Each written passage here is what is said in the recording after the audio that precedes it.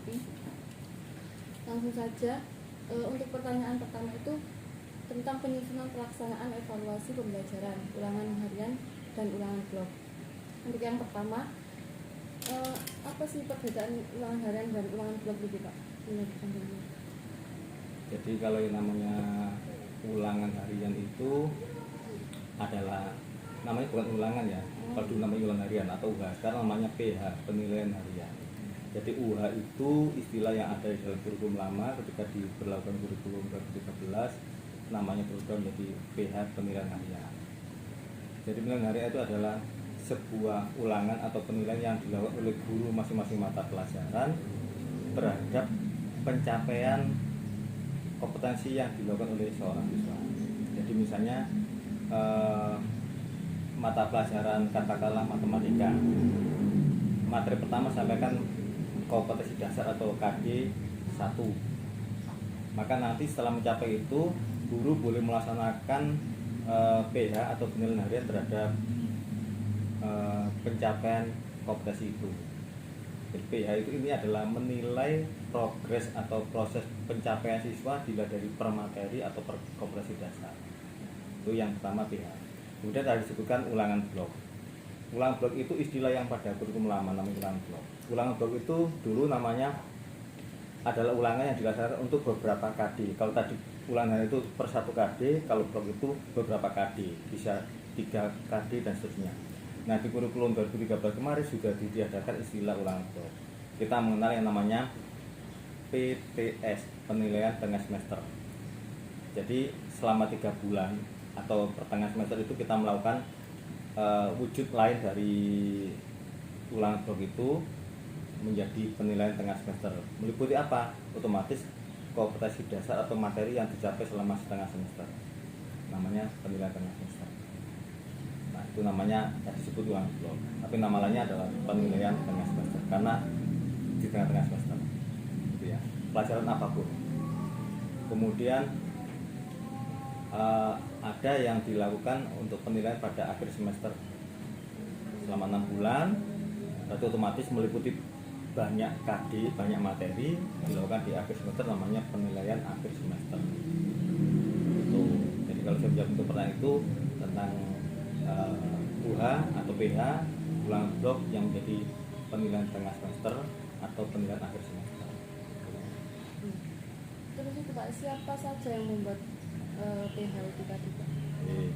Jadi sudah saya singgung tadi, namanya PH, penilaian harian. Siapa yang membuat soal dan siapa yang menyampaikan? Guru masing-masing mata pelajaran di tiap kelas. Jadi misalnya saya mengajar bahasa Indonesia di kelas 9A. Setelah materi yang pertama atau KD nomor 1, maka siogianya usai menyampaikan materi itu saya melakukan penilaian harian. Dan yang perlu dipahami adalah penilaian harian itu tidak harus dalam bentuk tulis. Kadang-kadang orang kan menggunakan ulangan itu harus tulis, ada kertas seperti ini, ada soal, siswa suruh mengerjakan, menjawab soal. Jadi yang namanya PH, penilaian harian atau tadi ulangan hari itu berbagai cara, berbagai ragam sesuai dengan karakteristik mata pelajarannya. Misalnya Anda bahasa Indonesia, maka di situ ada materi misalnya menyajikan teks puisi. Maka tidak bisa tiba-tiba anak-anak diberi pertanyaan, sebutkan unsur-unsur intrinsik puisi, anak suruh mengerjakan. Itu tidak mencapai kompetensi tadi ya, jadi yang benar-benar paham itu adalah guru masing-masing. Beda dengan matematika, ada tentang himpunan ya pertanyaannya tulis. Tapi kalau bahasa Indonesia bisa beda, bahasa-bahasa yang juga begitu sesuai dengan. Jadi yang membuat adalah guru mata pelajaran dan langsung disampaikan di kelas itu, tidak harus serentak bersama-sama. Untuk durasinya sendiri itu biasanya berapa? Bebas. Bebas ya. Kalau PH ya, kalau PH bebas. Ya, beda kalau yang PTS atau penilaian tengah semester, beda dengan penilaian akhir semester, terjadwal, struktur, ada durasinya. Mata pelajaran ini durasinya berapa menit, bentuk soalnya apa, pilihan ganda saja kah, atau ada uraiannya. Tuh.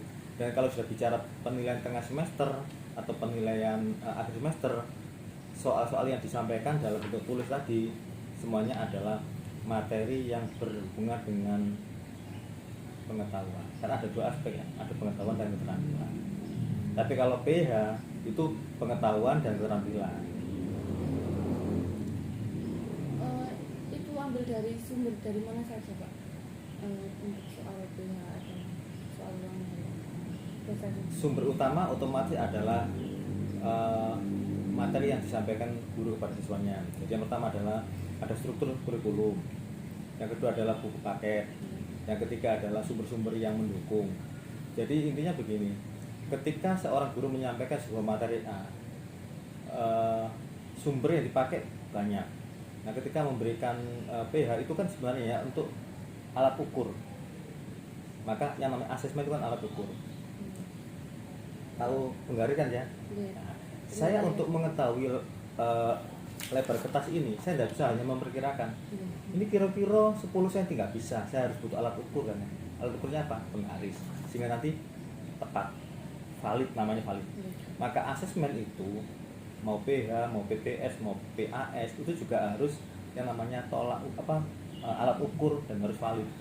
Untuk mengetahui anak ini benar nggak bisa menyajikan puisi, saya butuh alat ukur kan, butuh asesmen kan ya. Maka anak tampil membaca puisi.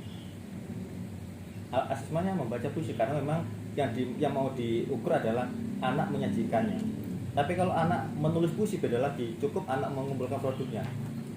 Ya, jadi dari mana sumbernya? Dari berbagai hal, berbagai sumber. Bisa dari buku paket, dari internet dan sebagainya. Untuk yang kedua ini tentang pembuatan LHBS duplikat Pak. Ya, LHBS laporan hasil belajar siswa atau yang biasa disebut dengan rapor ya. Rapor itu kami menggunakan 2 kali dalam 1 semester. Yang pertama ada yang namanya rapor sisipan untuk setelah anak melakukan PTS yang tadi kita sebut blok itu ya, PTS.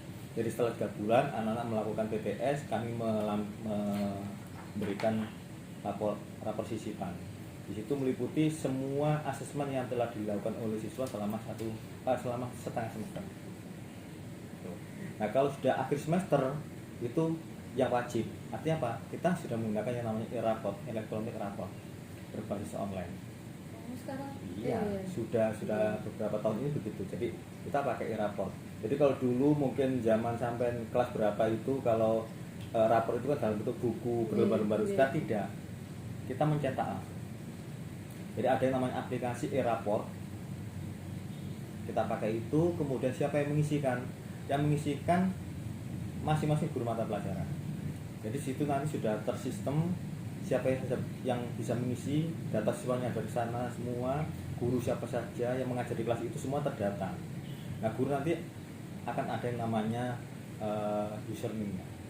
Guru masuk pakai username, pakai password, maka tidak semua orang bisa mengakses itu. Kalau sudah baru guru merencanakan penilaian apa saja, tadi apa saja, menilai menggunakan apa saja. Kalau sudah baru diberi penilaian. Semuanya berbasis online. Bisa diisi langsung di situ, bisa formatnya di-download, diisi manual menggunakan Excel, di-upload, masuk nilainya. Yang pertama guru. Kemudian nanti guru BK mengisikan kehadiran siswanya. Wali kelas memberikan catatan, siswa telah berhasil begini semuanya. Kalau sudah semua dan terdata semua masuk, baru itu di-download, dicetak, bentuknya lembaran begini. Satu semester, iya, satu siswa itu dapat 4 lembar. Jadi kalau misalnya kelas 7 nanti ada biodatanya, ada macam-macamnya, kemudian ada nilai pengetahuan sendiri, ada nilai keterampilan, terus sampai nanti pada nilai ekstra kurikuler, sampai data kehadiran siswa, terakhir tantangan orang tua dan siswa, orang tua dan kepala sekolah, tapi tidak diberikan dalam bentuk lembar gini kan nanti mudah hilang karena ini dokumen negara. Dimasukkan ke dalam map khusus seperti mapnya ijazah begitu yang map ke dalam ada plastik itu dengan data dokumen sehingga nanti anak lulus dari sebuah sekolah itu yang bawa rapor memang tadinya per lembar tapi dijadikan satu dalam satu. Berarti harganya cuma dapat 4 lembar gitu. per semester. Oh, enggak, Satu berarti semester 4 lembar. kalau sudah lulus itu berarti dijadikan satu. Iya, Oh. sebelum lulus itu sudah jadi satu. Jadi satu map gitu isinya kan berlembar-lembar kan ya. Jadi yang ada plastiknya itu lembar itu dipastikan dalam. Dan nanti datanya lengkap. Semester 1 dapat 4 lembar, semester 2 dapat 4 lembar lagi terus, sehingga nanti kalau sudah mau lulus anak otomatis dapat 6 semester, ada 6 kali 4 lulus, statusnya stempelnya lulus. Berarti untuk kemungkinan hilang itu kecil banget ya Pak, nggak ada. Ya bisa terjadi karena lembaran kan ya, jadi mungkin ada anak itu yang terselip ya. Jadi ini kan bentuk print outnya, untuk print outnya misalnya hilang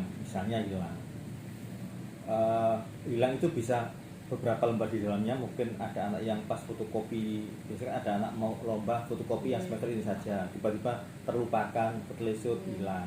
Ada juga yang ketelisut itu satu bundle itu, ya saja terjadi. Maka untuk safety-nya, setiap hasil download dari Eraport itu tidak pernah kami buang, jadi semua kami arsipkan di dalam folder khusus. Jadi per tahun ada, sehingga nanti misalnya suatu saat anak itu mau cetak ulang, tinggal nyari arsipnya di file itu, di file komputer itu kita cari nama anak ini kelas ini semester sekian, kita ambil, kita cetak ulang, misalnya hilang. Untuk selanjutnya itu Pak, pembuatan tetap hasil evaluasi. Yang itu mengapa pembuatan input dan output dibuat dalam evaluasi pembelajaran? Ya, jadi begini, yang dimaksud apa nun ini ya? Ya. Jadi nun itu kan sekarang sudah tidak ada. Ya katakanlah sekarang sudah hanya menggunakan ujian sekolah. Jadi semua asesmen yang ada di sebuah sekolah itu harus terekam dengan baik, mulai dari penilaian harian, mulai dari PTS, PAS sampai pada ujian sekolah, semuanya terekam dengan baik. Nilai rapor itu tidak muncul dengan tiba-tiba. Nilai rapor itu muncul dari akumulasi penilaian harian, PTS, PAS, muncul jadi nilai rapornya satu nilai. Kalau prosesnya panjang.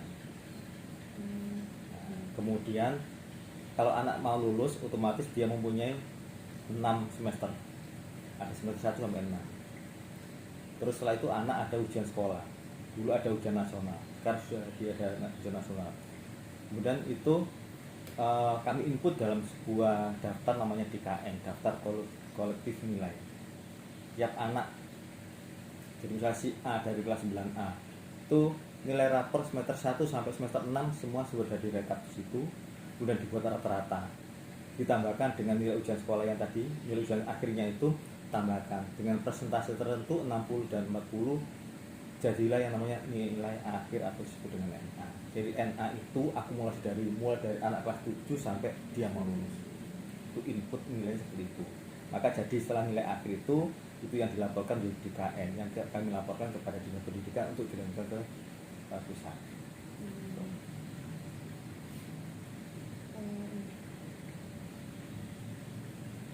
Bagaimana jika tidak ada hasil nilai evaluasi ulangan tengah dan akhir semester?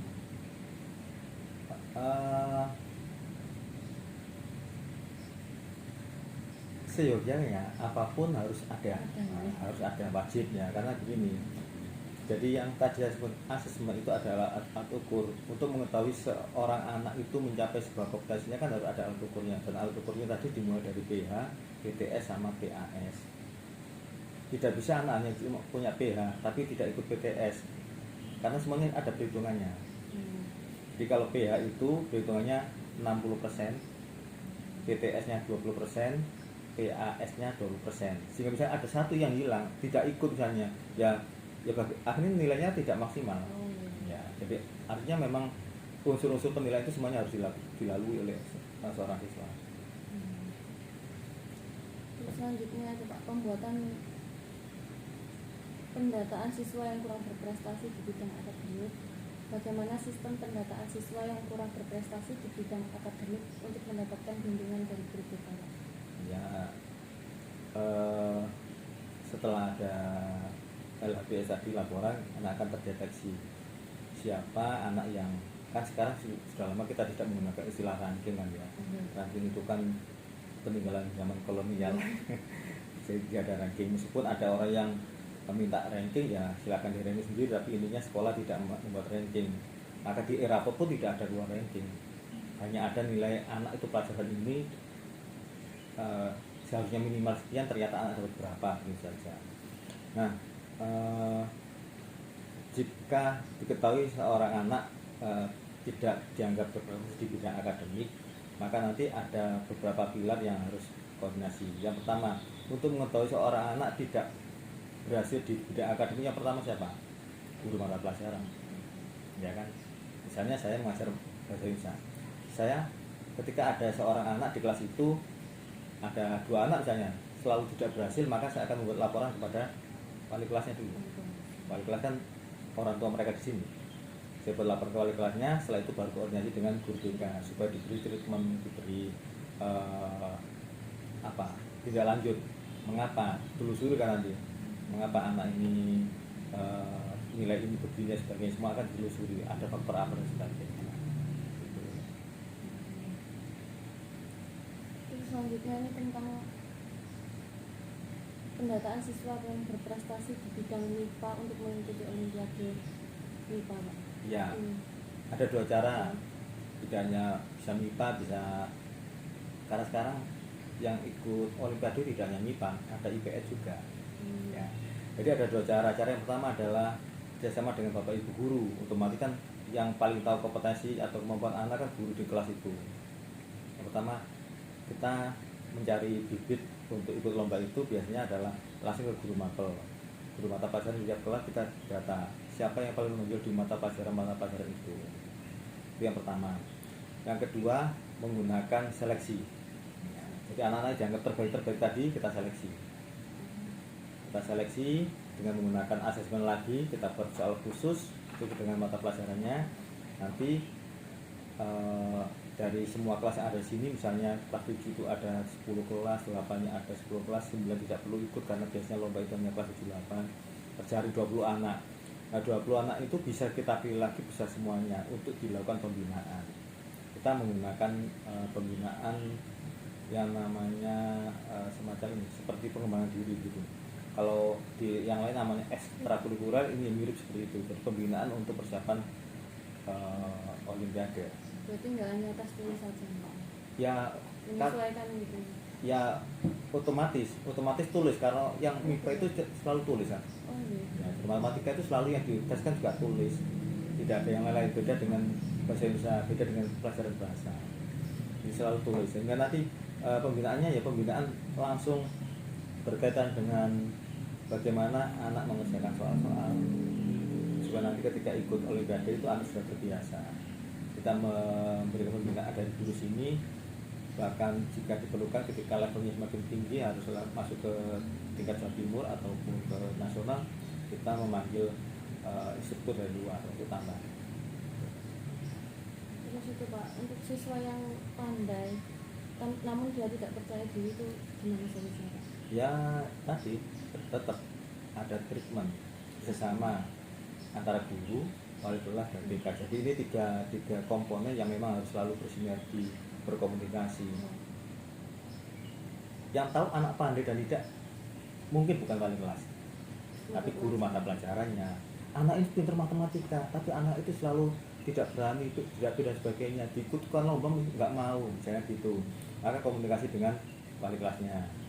Wali kelas memberikan treatment, misalnya belum mampu, berarti koordinasi dengan BK.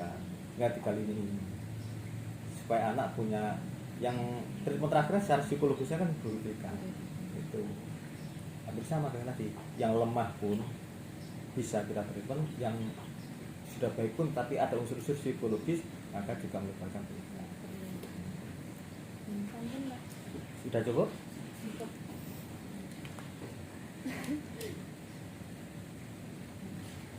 Ini untuk kegiatan apa? Kalian mata kuliah apa? Oh, mata kuliah subscribe ya. Terima kasih ten Bapak. Terima kasih ten Bapak. Pencitraan panggil. Ini langsung mawon ya, terima kasih.